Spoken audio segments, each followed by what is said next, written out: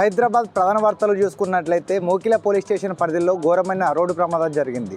వివరాల ప్రకారం Mokila police station పరిధిలోనే తెల్లవారుజామున ఈకో స్పోర్ట్స్ వద్ద కారులో వస్తున్నటువంటి నలుగురు ప్రయాణికులు అక్కడికక్కడే మృతి చెందారు. చెట్టును గుడ్డుకొని అక్కడ నలుగురు చనిపోగా దానికి సంబంధించిన నక్షత్ర అనే ఒక యువతి కూడా ప్రమాదం జరిగింది. దాంట్లో గాయాలైన వ్యక్తిని కూడా కాంటినెంట్ హాస్పిటల్కి తరలించారు.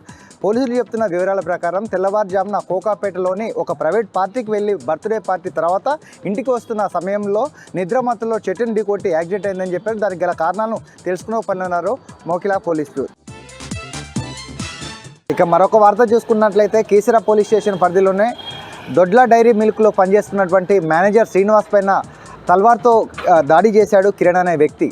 పోలీసులు చెప్తున్న వివరాల ప్రకారం కీసర పోలీస్ స్టేషన్ పరిధిలోని దొడ్ల డైరీ మిల్క్లో పనిచేస్తున్నటువంటి శ్రీనివాస్ అతనికి ఉన్నటువంటి కిరణ్తో మధ్యన వచ్చేసి ఖాతాలకు సంబంధించిన అంటే గత కొంతకాలంగా పాల వ్యాపారంలో వాళ్ళిద్దరి మధ్యన లావాదేవీలు ఉన్నాయి. దాని మధ్యలో వాళ్ళిద్దరి మధ్యన తగాదాలు రావడంతో మాట పెరిగి కూడా పెద్దగా అయిందని దానిని దృష్టిలో పెట్టుకొని కిరణ్ అనే వ్యక్తి తెల్లవారుజామున తలవారుతోనే అతను హత్యాయత్నం చేశాడని చెప్తున్నాడు. అతని యొక్క పరిస్థితి కూడా అంటే గాయాలతో అయినటువంటి శ్రీనివాస్ని వచ్చేసి ప్రైవేట్ హాస్పిటల్కి తరలించాడు. అతని పరిస్థితి కూడా విషమంగా ఉందని కూడా పోలీసులు తెలుపుతున్నారు.